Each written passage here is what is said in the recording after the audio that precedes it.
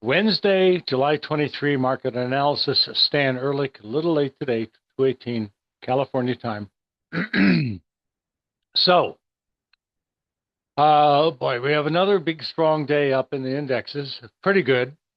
4 or 5 points, something like that on the E-mini and the S&P. Clearly new high ground, but we got overbought again. And we still have potential divergences. And I've been talking about this market going down, starting to go down, didn't go down, got a bad sell signal a week or so ago, made new highs.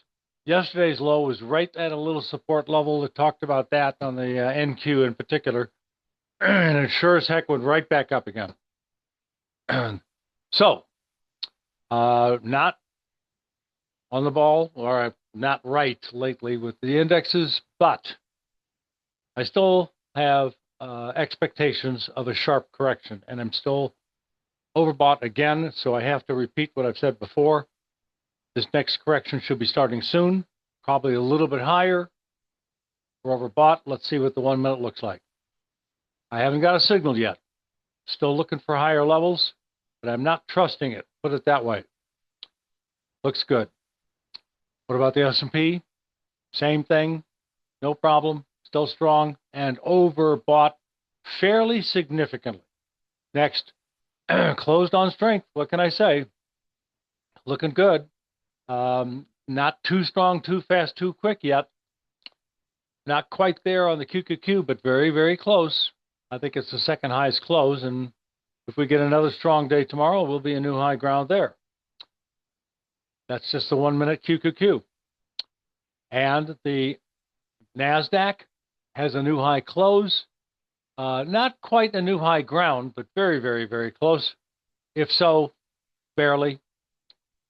Another strong day, obviously a new high close again, and not quite overbought, but very close. And it was the last previous 4 days. So that still makes it potentially toppy. And the 1 minute chart looks like it just didn't make a new high from a couple days earlier, but very, very close. Next, YM. Big up day, almost 400. One of the highest closes we've seen in months. It could easily make a new high, and it just might have. Yeah, I think it did, actually. I think we made a new high for the trend on the D, or the YM, the Dow, but it didn't close above previous highs. Now, that could be dangerous, as I've said many times before, and lead to a break. So that's another little negative sign, so to speak. I can't help it. There's still periodically a bit more than I'd like. I wished I had turned bullish and shot straight up and forecasted this move, but that's not the way it was. Just keep watching, though. Up against resistance, new high close, Russell Index, same story as the others. I do expect, I think we're going to have a little bit more strength, but not for very long, and then a pretty good size downside correction. Next chart is the bond market, which rested a little bit today.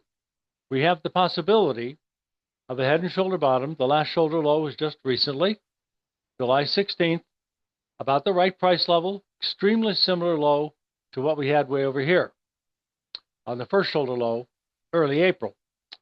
The head of the formation is usually in the middle or close to the middle between the two shoulders. This one is skewed to the left a little bit, which is not terrible. It is not killing the pattern. It is just not quite normal. I'd say this happens 40% of the time, that it's not quite close to the middle in general. It usually is. Looking for higher levels, looking for bonds to rally. Same thing for the 10-year notes. They are going sideways. All they need is a breakout to the upside to close above 12.13. Meanwhile, support below, resistance above, rocking a hard spot. Next, crude oil. Starting to drop back a little bit after a bounce. Very poor close considering the earlier strength. Wait a minute. I pull something here. This is not up to date for some reason.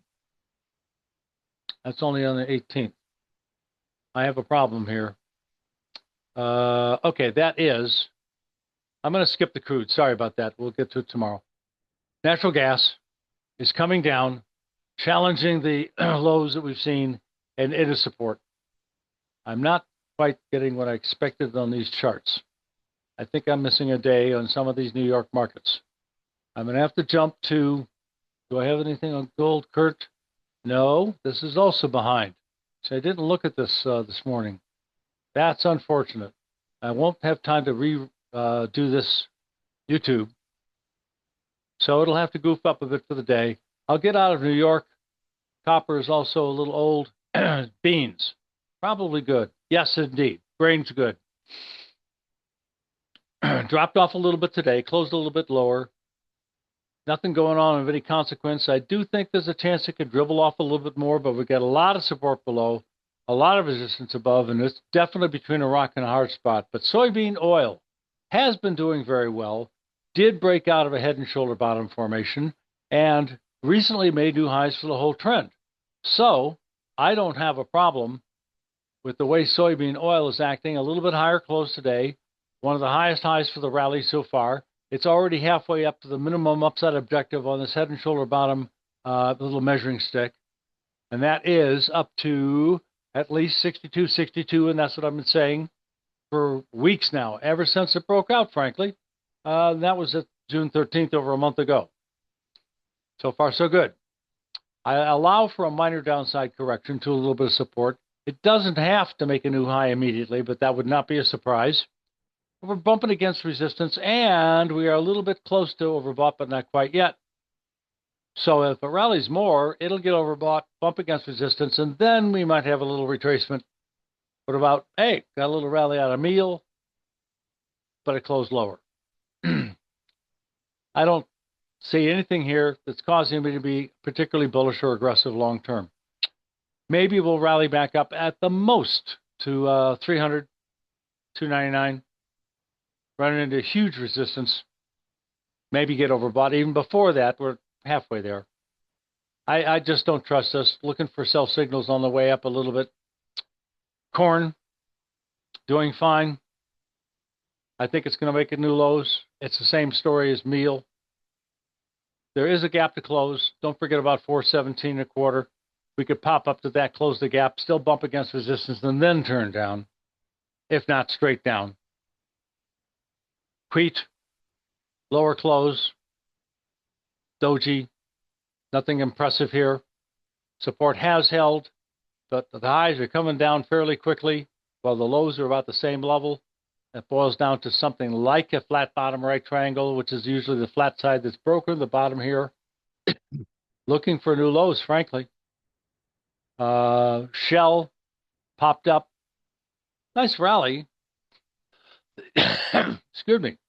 Now it's got a gap to close. I'm putting a little marker on this area next few days.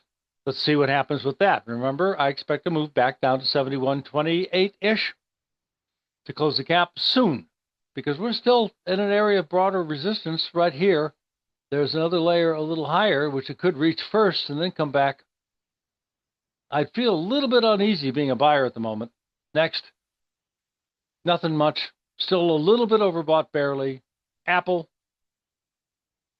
a little bit of resistance in area that I stopped at before. I should be extending these to the right more. Sorry about that. I'll do it right now. Yep, that's about it. Okay, and we're still in this pennant in Tesla. And it looks like it's starting to stall out a little bit. No higher high. Close is pretty flat. Little downtrend over the last 3 days, so equal to the trend of the trend line itself, which is a little bit higher. Interesting. It might be rolling over and coming back down some. Next, we've got a little pop back up again on NVIDIA, but we were overbought and have had a big correction, and it closed the gap yesterday, just like I talked about, plus a little bit more. Closed reasonably well and came right back up very nicely today. How about that?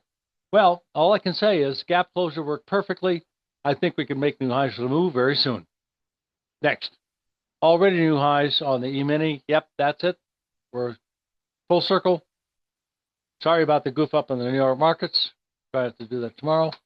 You guys have a great day and profitable trading to you.